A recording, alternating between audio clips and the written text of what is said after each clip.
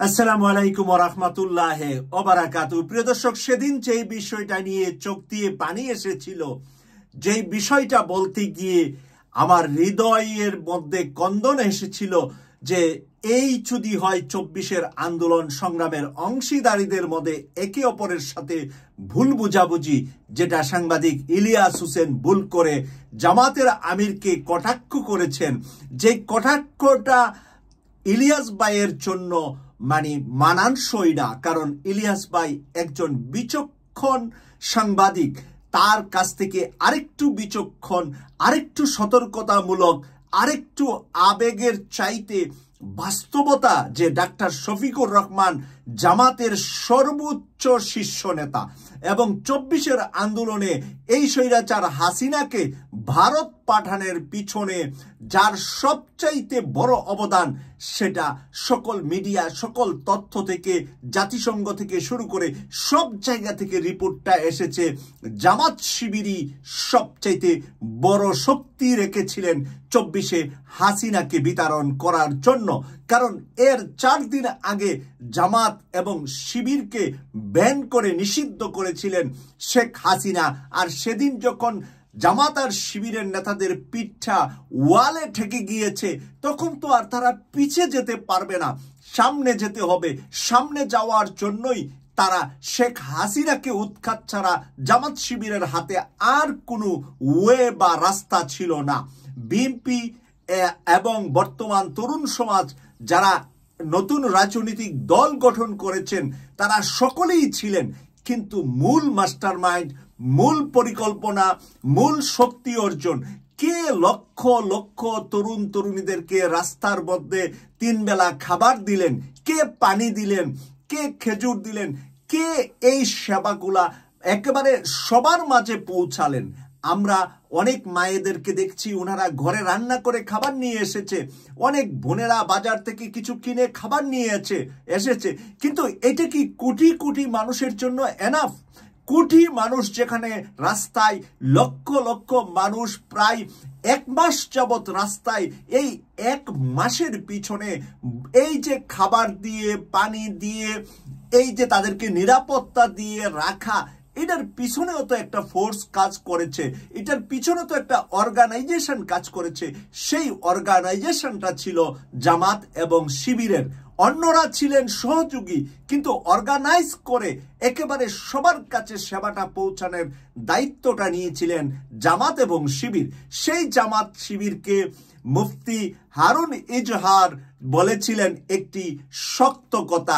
সেই হারুন ইজহারের শক্ত কথা থেকে চলে গিয়েছেন ইলিয়াস ভাই এর ডাবল এবং ৪ গুণ, ১০ গুণ, ১০০ গুণ বেশি শক্ত কথাই। সেই শক্ত কথা থেকে ফিরত এসেছেন মুফতি হারুন ইজহার। আমরা আলিঙ্গন করব এই ফিরত আসা মুফতি হারুন ইজহারকে। কেন আলিঙ্গন করব সেই কথাটা আমি একটু উনার আজকের একটি নিউজ আপনাদের সামনে পড়ে শোনাচ্ছি, তারপরে উনাকে কে আলিঙ্গন করেছে ইতিমধ্যে তা আপনাদের সামনে তুলে ধরছি। আমি আমার ভাষায় কঠোরতার জন্য দুঃখ প্রকাশ করছি, এটা বলছেন মুফতি হারুন ইজহার। সন্তোষ শর্মার বিষয়টি জাস্ট একটি দুর্ঘটনা ছিল, আমি মনে করি এইটা একটি দুর্ঘটনা ছিল।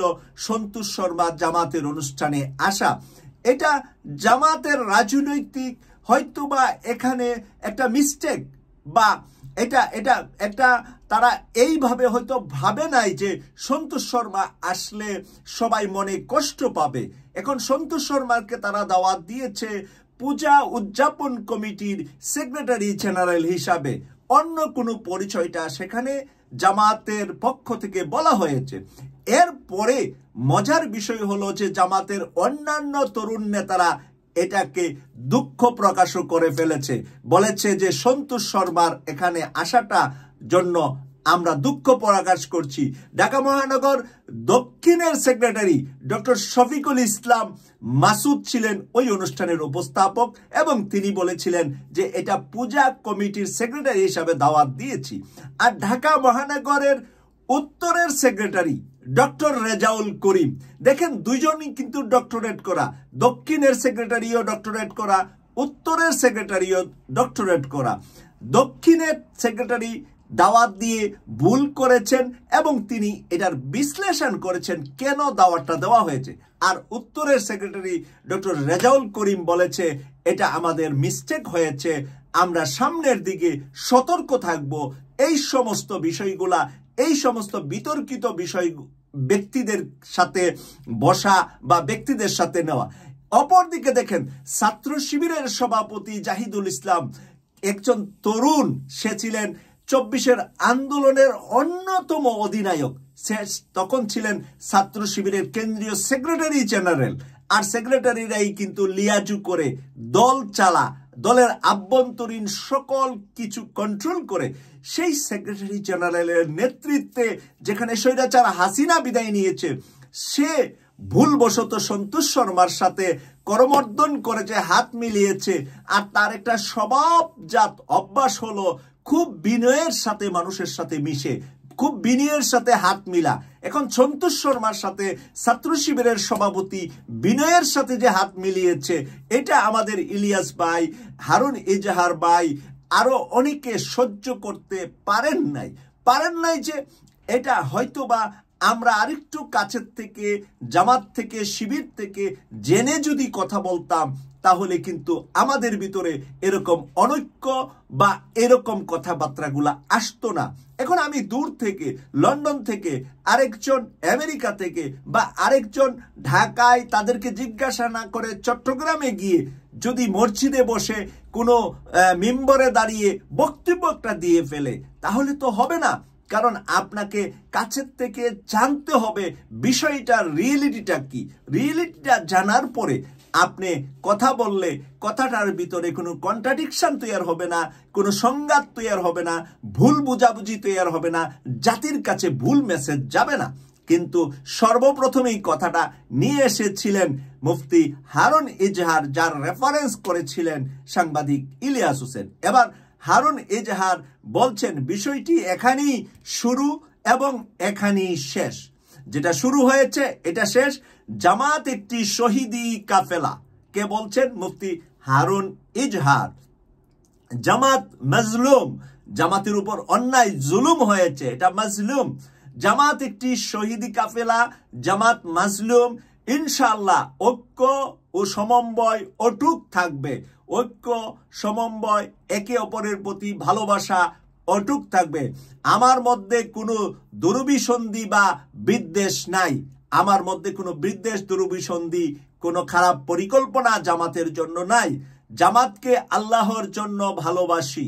বলছে কে? মুফতি হারুন এজাহার, যিনি কিছুদিন আগে কি বলেছিলেন আমি রিপিট করব না, কারণ উনি তো ক্ষমা চেয়ে ফেলেছেন।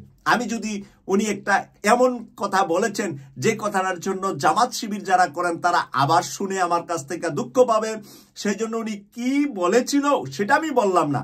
এখন কি বলছে সেটা আমি তুলে ধরছি। আপনারা সবাই জানেন আমি মানুষটাই পজিটিভ, আমাকে আল্লাহ ন্যাচারালি এরকম বানিয়েছে। এখন আমি তো হতে পারবো না সবকিছুতে নেগেটিভ। আমি চাবই যে একে অপরের সাথে ঐক্য, ভালোবাসা টিকে থাকবে। যারা হাসিনার বিরুদ্ধে ছিলেন সকলেই আমার ভাই।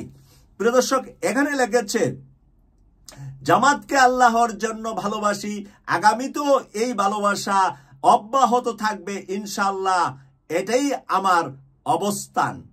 কে বলেছেন? মুফতি হারুন এজাহার।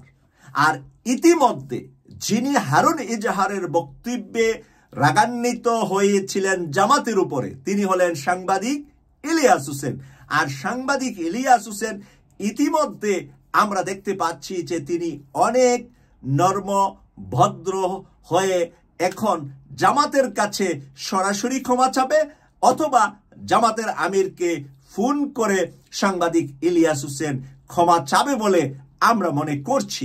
কারণ উনি সরাসরি জামাতের চাইতেও জামাতের আমিরকে অ্যাটাক করেছেন, যেই অ্যাটাকটা উনার মুখ দিয়ে, উনার কাছ থেকে আমরা কেউ আশা করি নাই। কারণ আমি কিন্তু উনি বলার পরেও আমি বলছিলাম যে জামাত এবং এই ইলিয়াস ভাইয়ের মধ্যে দূরত্ব হবে না। সাংবাদিক ইলিয়াস হোসেন, ডাক্তার পিনাকি ভট্টাচার্য, জামাত এবং বাংলাদেশের আলেম উলামা, ইসলামপন্থী শক্তি যারা ইসলামকে ভালোবাসেন, আপনাদের মধ্যে কোনো ডিভাইডেশন, আলাদা কোনো প্ল্যাটফর্ম আমরা দেখতে চাই না। আমরা চাই আপনারা সবাই একসাথে ছিলেন, একসাথে থাকবেন। 24-এর 5ই অগাস্টের ঘটনার পরে আবার যে 32-এ 5ই ফেব্রুয়ারিতে একটি বড় মাপের ঘটনা ঘটিয়েছেন এই ডাক্তার পিনাকি ভট্টাচার্য, এই সাংবাদিক ইলিয়াস, তারপর থেকে দেখেন বাংলাদেশে আগে যে উৎপাত ছিল, আগে যেই পরিমাণ সরকারকে নড়েবেড়ে করার জন্য ভারত এবং আওয়ামী লীগ চেয়েছিল, সেখান থেকে আমাদের স্বরাষ্ট্র উপদেষ্টা অনেক কঠিন হয়েছেন। 5ই ফেব্রুয়ারির পরে 32 ভাঙ্গার পরে কিন্তু সারা দেশব্যাপী আতঙ্ক সৃষ্টি হয়েছে আওয়ামী লীগের ভিতরে, এবং তারা কিন্তু অনেকটাই যেই সুর নিয়ে, যে সাহস নিয়ে কথা বলছিলেন। গতকাল নারায়ণগঞ্জের আদালতে কি ঘটল, সাবেক আইনমন্ত্রী আনিসুল হক, তার বাড়ি কিন্তু আমার এলাকায় তার বাড়ি। আমি সর্বপ্রথমে সালমান রহমানের আমেরিকার ভিসা ক্যান্সেল হয়েছে বলেছিলাম আজ থেকে 2 বছর আগে। সেই কথার জবাব কিন্তু সালমান রহমানও দিয়েছে, এবং আনিসুল হক, আমার তখনকার নাম ছিল ইউকে কসবা টিভি, সেই ইউকে কসবা টিভির কথা কিন্তু এই আনিসুল হকও বলেছিল যে আমি সত্য কথা বা রিয়েলটা যেন বলি। বুঝাইলেন উনি যে সালমান রহমানকে নিয়ে আমি যেই কথা বলেছি সেটা সঠিক নয়। তখনকার আওয়ামী লীগের যখন গরম পাওয়ার তখন, এবং সে কিন্তু আমার নির্বাচনী এলাকা এবং একই এলাকার আমি, তারপরেও আজকে তাকে যে নারায়ণগঞ্জে গণদোলাই দেওয়া হয়েছে, এই গণদোলাই অব্যাহত রাখতে হবে তাদের উপরে।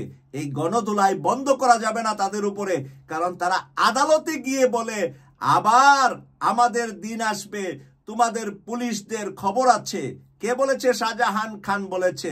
এরকম একটি কিছু শাহজাহান খানের উপরে হওয়া দরকার, নতুবা ওরা যে দুঃসাহসিকতা দেখাচ্ছে, এখন পলকও এটা সেটা বলেছে। আমরা দেখব আগামী সপ্তাহে বা এই সপ্তাহের মধ্যে আওয়ামী লীগের আর কেউ আদালতে গিয়ে এরকম উলট পালট কথা বলে কিনা, সেটা দেখার জন্য আমাদেরকে অপেক্ষা করতে হবে আগামী 1 সপ্তাহ। তাহলে বোঝা যাবে আদালতে তাদের অবস্থা এখন কি হয়। কেটিভি 24-কে সাবস্ক্রাইব করে নিয়মিত অনুষ্ঠান দেখবেন, এই প্রত্যাশা রেখে আজহার, এই যে মুফতি হারুন ইজহারের সাথে লিয়াজুটা কে করেছেন, কেন কিভাবে হারুন ইজহার ফিরত এসেছেন, সেই বিষয়টা দিয়ে আমি শেষ করব আজকের আলোচনাটা। আমি বলেছিলাম যে হারুন ইজহারকে একজনে বুকে মিলিয়েছে, বুকটা কার মিলিয়েছে সেই ব্যক্তিকে নিয়ে অনেক আগে আরো একবার আমি কারাগার থেকে বের হওয়ার পরে, যখন চট্টগ্রাম মহানগরীর আমির হয়েছিলেন বর্তমান আমির শাহজাহান চৌধুরী, সাবেক এমপি সাতকানিয়ার সন্তান, সেই সাতকানিয়ার সন্তান শাহজাহান চৌধুরী হারুন আজহারিকে ডেকেছেন, এবং একে অপরের সাথে সাক্ষাতের পরে একটা মিলন, হৃদয়ের ভালোবাসার একটা পরিবেশ সৃষ্টি হয়েছিল। হারুন ইজহারকে বুকে টেনে নিয়েছেন শাহজাহান চৌধুরীর কাছে হারুন ইজহার ক্ষমা চেয়েছেন যে এটা একটা মিস্টেক, এটা একটা ভুল। বা আমি কিন্তু মাঝে মাঝে বলে থাকি, দেখবেন যে আমরা যারা 24-এর মুক্তিযোদ্ধা, আমরা যারা 24 বিজয় করেছি, আমি 90-এর একজন রাজপথের স্কুল পড়ুয়া সৈনিক ছিলাম, আর 24-এ অনলাইন সোশ্যাল মিডিয়ার একজন সৈনিক। আমি 2টা যুদ্ধ করেছি, একটা এরশাদের বিরুদ্ধে আর একটা করেছি শেখ হাসিনার বিরুদ্ধে। আমি আমার এই অভিজ্ঞতা থেকে বলছি যে শাহজাহান চৌধুরী বাংলাদেশের অন্যতম জামাতের একজন নেতা। প্রত্যেকটা মহানগরীতে যারা এখন আছেন তাদের মধ্যে সবচাইতে সিনিয়র, বিচক্ষণ, এবং উনি কিন্তু চট্টগ্রামের চৌধুরী বংশের এক টাইগার। উনার ভবিষ্যৎ জামাত উনাকে কোথায় নিয়ে যাবে, আমি একটা ভবিষ্যৎবাণী, উনি কারাগার থেকে এসে যখন জামাতের চট্টগ্রাম মহানগরীর আমির হয়েছিলেন তখন বলেছিলাম যে আগামী দিন চট্টগ্রামের মেয়র প্রার্থী দিবে জামাত এই শাহজাহান চৌধুরীকে। এটার কতটুকু সম্ভাবনা, নাকি এর চাইতে বড় কিছু জামাত করবে, নাকি ওখানেই থাকবে, এই বিষয়গুলা দেখার জন্য আগামী দিনগুলোতে আমাদের অপেক্ষা করতে হবে। তাই শাহজাহান চৌধুরীর কাছে হারুন এজাহার ক্ষমা চেয়েছেন। আমরা এই কারণে চট্টগ্রামেরই মুফতি হারুন এজাহার এবং শাহজাহান চৌধুরীও চট্টগ্রামের ছেলে, তাই তারা একে অপরের কাছে ক্ষমা চাওয়ার মধ্য দিয়ে আমরা আলিঙ্গন যেহেতু তারা করেছে, আমরাও আলিঙ্গন করি এই দুইটা মানুষের সাথে, তাহলেই আমাদের সমস্যার সমাধান হবে। এবং সবচাইতে বড় বিষয় হলো জামাত শিবিরের লোকেরা উগ্রতা দেখায় নাই সাংবাদিক ইলিয়াস হোসেনের সাথে। ইলিয়াস হোসেন ভাই যে ভুল করেছেন এটা বুঝার জন্য একটু সময়ের দরকার হয়। আজ 3 দিন হয়েছে, উনি বুঝতে পারছেন এবং উনি জামাতের পক্ষে ছিলেন, পক্ষেই থাকবেন। ডক্টর পিনাকি ভট্টাচার্য জামাতের পক্ষে কথা বলছেন, সেই পক্ষেই থাকবেন। হারুন এজাহার তার জেলখানায় সবচাইতে বেশি সহযোগিতা, তার জেল থেকে বের হওয়া সকল অর্থ কড়ি খাবার দাবার সব সহযোগিতা জামাত করেছে। শুধুমাত্র হারুন এজাহার নয়, মাওলানা মামুনুল হক থেকে শুরু করে সকল কওমি অঙ্গনের এবং হেফাজতের যত আলেম জেলখানায় ছিল প্রত্যেককে জামাতের আইনজীবীরা ফ্রি আইনের সাহায্য করেছে।